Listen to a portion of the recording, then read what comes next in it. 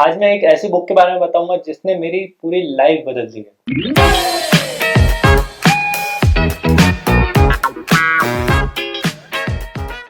Hi guys, मेरा नाम है कृपेश आडवाणी और मैं यहाँ पर आज बुक्स सेल करने नहीं बैठा हूँ और ना ही मैं इन सारी बुक्स के बारे में आज बात करूंगा। आज मैं सिर्फ एक बुक के बारे में बात करूंगा जिसने एक्चुअल में मेरी लाइफ में काफ़ी चेंजेस करे हैं, जिसने एक्चुअल में मुझे रीडिंग में एंट्री करवाई है कि मैं उस बुक को पढ़ने के बाद मैंने बुक्स पढ़ना शुरू कर दिया। मैंने एक लाइफ को डिफरेंट पर्सपेक्टिव से देखना शुरू कर दिया एंड उस बुक की वजह से एक्चुअल में मेरी लाइफ में काफ़ी ज़्यादा चेंजेस हुए हैं। तो उस बुक का नाम है हु मूव्ड माय चीज by doctor Spencer Johnson and ये एक्चुअल में प्रिंट आउट है, मेरे पास इसकी ओरिजिनल बुक नहीं है, तो ई बुक का मैंने प्रिंट आउट निकाला था। काफी पहले मैंने बुक पढ़ी थी। तो एक छोटी सी बुक है, मुश्किल से 100 पेजेस की होगी, लेकिन जो उसमें मैसेज दिया है वो काफी अच्छे दिए हैं, जो उसके लेसन है वो काफी अच्छे हैं।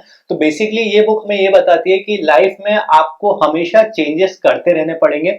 अगर आपको इम्प्रूव करना है तो ऐसा कभी भी नहीं होगा कि आपको कुछ मिल गया and you will be settled, कि 10th पास कर लिया तो सेटल्ड हो जाओगे, गवर्नमेंट की जॉब हो गई, शादी हो गई, बच्चे हो गए तो सेटल्ड हो जाओगे। ऐसा नहीं होता है। You will always have to keep improving.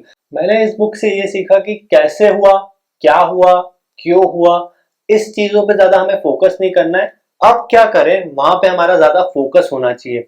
और कभी भी अगर आपको कुछ चीज मिल जाए तो आपको हमेशा ऐसे रिलैक्स स्टेट में नहीं रहना चाहिए। वो चीज कभी भी जा सकती है आपके पास।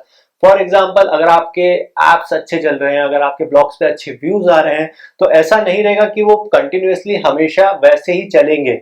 कुछ एल्गोरिथम्स में चेंजेस होंगे, कुछ नए कॉम्पिटिटर्स आएंगे जिसकी वजह से आपकी वापस डाउन रैंकिंग भी जा सकती है। तो ऐसा नहीं होगा कि आपने एक बार ब्लॉग बना दिया एंड उसकी अच्छे खासे $100 पर मंथ की उसकी अर्निंग होने लग गई और आप बैठ जाओ बस।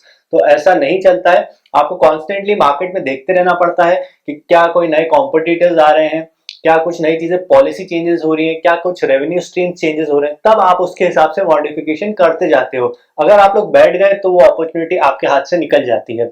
और अगर कभी कुछ ऐसा हो जाए, मान लो मैंने एड्स बना रहा हूं मैं पिछले 5 साल से, एकदम से मेरा अकाउंट गूगल वाले सस्पेंड कर दें, तो उन चीजों पे बैठ के रोना नहीं है। आपको नई नई चीजें देखती रहनी पड़ेगी, हमेशा कुछ चीजें सर्च करती रहनी पड़ेगी, कुछ डिफरेंट ऑल्टरनेटिव देखने पड़ेंगे। क्या पता कुछ वो ऑल्टरनेटिव उससे ज्यादा अच्छे परफॉर्म कर पाए। मतलब द बेसिक फंडा अबाउट बुक इज चेंज, कि हमेशा आप चेंज के लिए रेडी रहो, चेंज को एक्सेप्ट करो, अडेप्ट करो, बिकॉज थिंग्स विल चेंज। कभी भी फॉरएवर वो एक जैसी नहीं रहती है, कुछ भी हो जाए वो चेंजेस होते हैं, टाइम आगे बढ़ता है।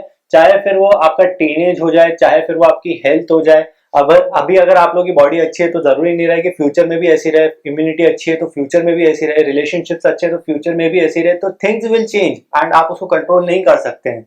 शायद से अभी आप किसी एक अच्छे एनवायरनमेंट में हो, अभी आपके पेरेंट्स आपकी सारी इच्छा पूरी कर रहे हैं, बट फ्यूचर में वो चीजें चेंज होगी। फ्यूचर में आप भी पेरेंट बनोगे, आपके ऊपर भी काफी सारा रिस्पॉन्सिबिलिटीज आएंगी, तो चेंज होगा। लेकिन आपके पास दो तरीके रहेंगे, पहले तो आप उस चेंज के लिए रेडी रहो एंड अडेप्ट कर लो उस सिचुएशन के हिसाब से, या फिर वो फोर्सफुली चेंज हो ही जाएगा।